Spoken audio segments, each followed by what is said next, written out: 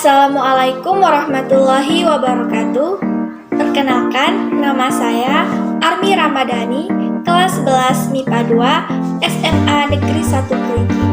Pada kesempatan kali ini, saya akan melakukan praktikum yang berjudul tentang penentuan asam basa dengan indikator alami, di bawah bimbingan Ibu Eryani SPD. Tujuan saya melakukan praktikum ini yaitu: pertama, mengetahui cara membuat indikator asam basa dari bahan alami. Kedua, mengetahui sifat asam basa suatu zat dengan menggunakan indikator alami. Ketiga, mengetahui perubahan warna yang terjadi pada masing-masing larutan. Dan yang keempat yaitu mengidentifikasi larutan manakah yang termasuk larutan asam, basa, dan netral. Untuk landasan teorinya yaitu: pertama, asam. Asam adalah molekul atau ion yang dapat memberikan proton atau ion hidrogen H positif, atau alternatifnya dapat membentuk ikatan kovalen dengan pasangan elektron atau asam Lewis.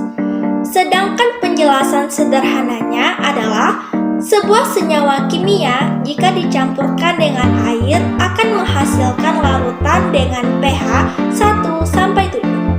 Contohnya seperti cuka dapur, minuman berkarbonisasi, dan masih banyak lagi. Kedua, basa. Basa adalah senyawa kimia yang menyerap ion hidronium dilarutkan dalam air. Menurut penjelasan sederhananya adalah senyawa kimia yang jika dilarutkan dengan air akan menghasilkan larutan dengan pH 7-14. Contohnya seperti sabun cuci, sabun mandi, deterjen, larutan pembersih, dan masih banyak lagi. Ketiga, netral atau garam. Netral atau garam adalah gabungan dari larutan asam dan basa dengan pH 7. Contohnya seperti air biasa atau air suling. 4. Indikator asam basa. Indikator asam basa merupakan zat pewarna untuk mengidentifikasi larutan asam, basa, dan netral.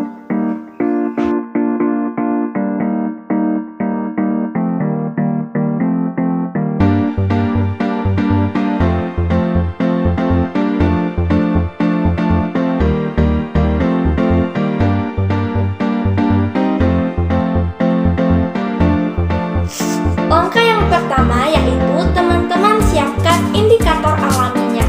Lalu teman-teman masukkan ke dalam gelas plastik yang sudah diberikan labelnya. Di sini saya gunakan indikator alaminya, ada air kunyit, ada air bunga yang berwarna merah, dan air bunga yang berwarna ungu. Pertama saya masukkan indikator alami kunyit terlebih dahulu. Teman-teman bisa gunakan kunyit bubuk desaku.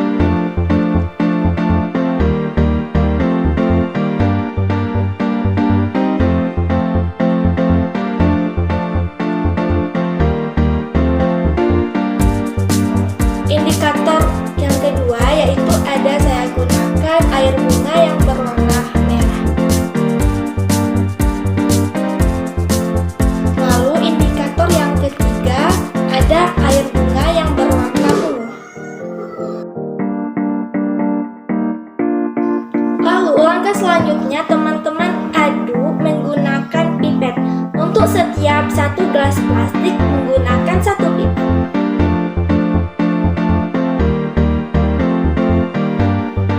Tujuannya agar satu pipet ini untuk satu gelasnya, tujuannya agar indikator satu dengan indikator lainnya tidak tercampur. Langkah yang kedua yaitu teman-teman siapkan larutannya. Lalu teman-teman masukkan ke gelas plastik. Di sini saya sudah pasang labelnya. Larutan yang saya gunakan yaitu ada air cuka, ada air sabun, ada air garam, dan air biasa. Pertama, saya masukkan larutan air cuka. Saya gunakan air cuka.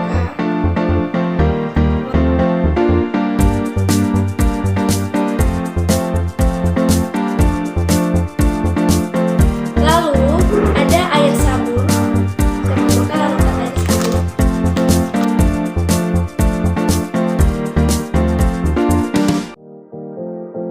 Lalu, larutan yang ketiga yaitu ada garam.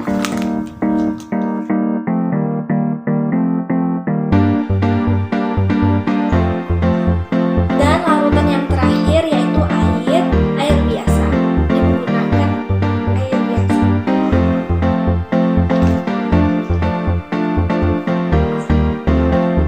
Lalu langkah selanjutnya yaitu teman-teman aduk menggunakan pipet.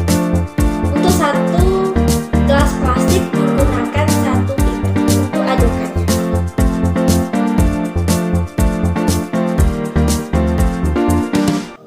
Setelah kita siapkan bahan indikator dan bahan larutan indikatornya, langkah yang ketiga yaitu tahap pengujian. Indikator yang pertama saya gunakan yaitu ada indikator air kunyit. Indikator air kunyit ini lalu kita masukkan ke setiap larutannya. Ini ada larutan cuka, larutan sabun, larutan garam, dan larutan air. Saya menggunakan pipet untuk meneteskan air kunyit ini ke setiap larutan. Dapat kita gunakan 3-5 tetes ke dalam larutan.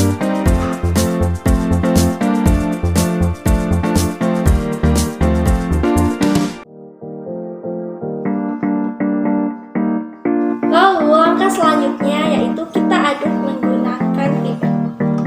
Aduk.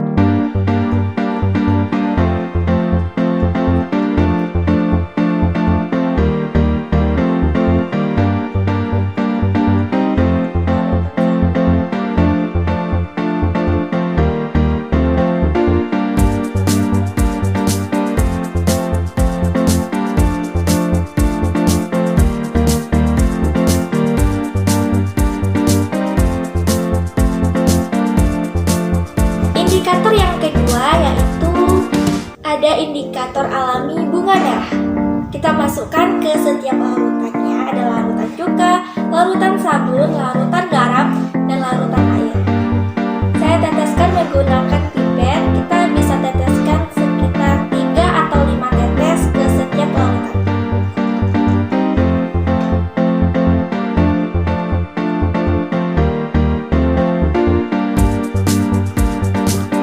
Lalu kita aduk menggunakan pipet.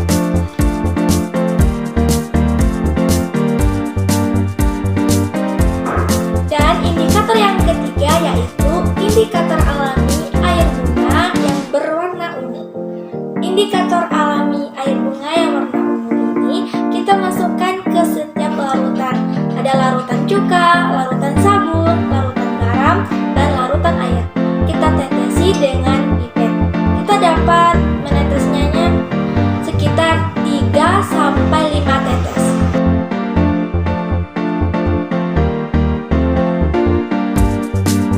Lalu langkah selanjutnya yaitu teman-teman aduk menggunakan pipet.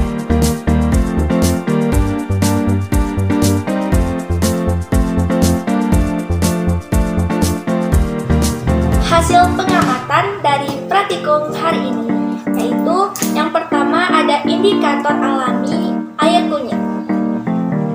Jika air kunyit dilarutkan di dalam air cuka, larutan air cuka, maka air larutan cuka akan berwarna orange kekuningan. Maka menandakan bahwa air cuka ini bersifat asam. Larutan selanjutnya yaitu ada larutan air sabun. Jika larutan air sabun ini, jika indikatornya air kunyit dilarutkan ke dalam larutan air sabun, maka larutan air sabun ini menghasilkan warna merah.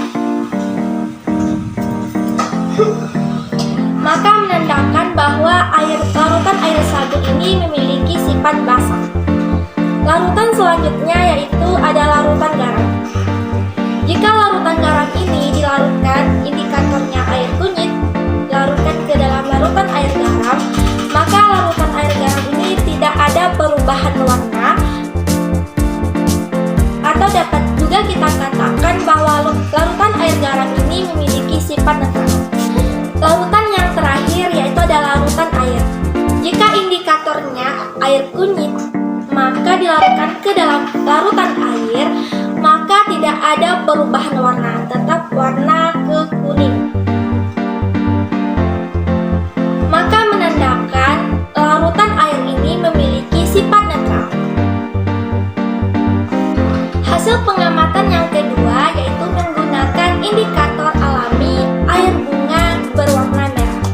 Jika indikator air bunga berwarna merah dilarutkan ke larutan air cuka, maka air larutan cuka ini akan berubah warna ke pink. Maka menandakan bahwa larutan cuka ini bersifat asam. Larutan yang kedua ada larutan air sabun. Jika indikatornya yaitu ada air bunga berwarna merah dilarutkan ke larutan air sabun, maka air sabun ini akan berubah warna keunguan. Maka menandakan bahwa larutan air sabun ini memiliki sifat basah. Larutan yang ketiga ada larutan garam. Jika indikatornya yaitu air bunga berwarna merah dilarutkan ke larutan air garam, maka larutan garam ini tidak berubah warna. Dapat juga dikatakan bahwa larutan garam ini memiliki sifat netral. Dan larutan yang terakhir, yang keempat, larutan air. Jika indikatornya air bunga berwarna merah dilarutkan ke larutan air, maka ini dilihat tidak ada terjadi perubahan warna, tetap warna kemerah. Maka menandakan bahwa larutan air ini memiliki sifat netral. Hasil pengamatan yang ketiga yaitu indikator air bunga berwarna ungu. Jika air bunga berwarna ungu dilarutkan ke larutan air cuka, maka air larutan cuka ini berubah warna ke kuning putihan. Maka menandakan bahwa air cuka ini memiliki sifat asam. Larutan yang kedua yaitu adalah larutan air sabun. Jika indikatornya itu ada air bunga berwarna ungu, maka larutan air sabun ini berubah warna ke kuning hijauan.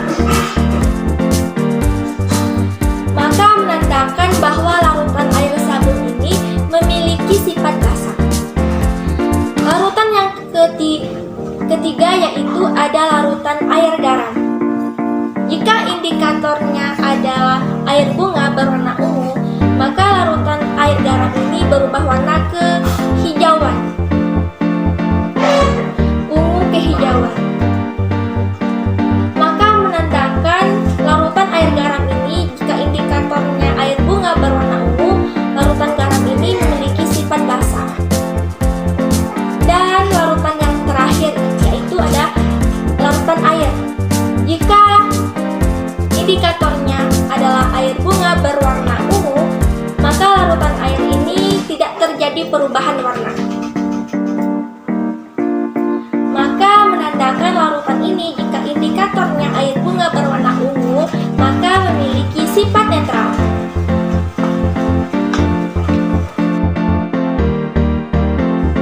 Kesimpulan praktikum saya pada kali ini yaitu yang pertama, indikator alami dapat dibuat dengan cara mengambil ekstrak dari tanaman yang akan dijadikan indikator asam basa, yakni kunyit, bunga merah, dan bunga ungu. 2.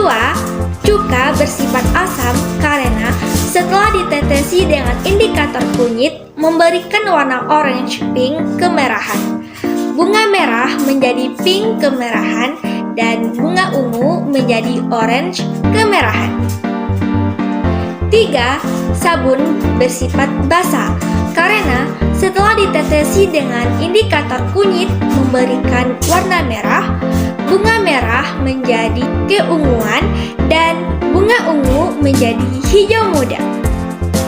4. Garam bersifat netral karena tidak menghasilkan efek warna pada masing-masing indikator, yaitu indikator kunyit, indikator bunga merah. Tetapi, garam bersifat basa pada indikator bunga ungu yang menghasilkan warna kehijauan. 5.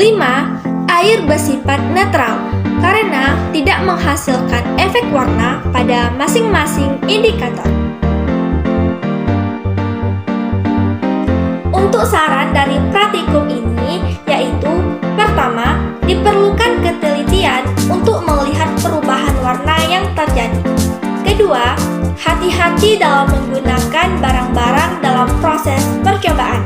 Dan saran yang ketiga yaitu cucilah alat-alat percobaan dengan bersih setelah digunakan pada suatu indikator agar tidak terjadi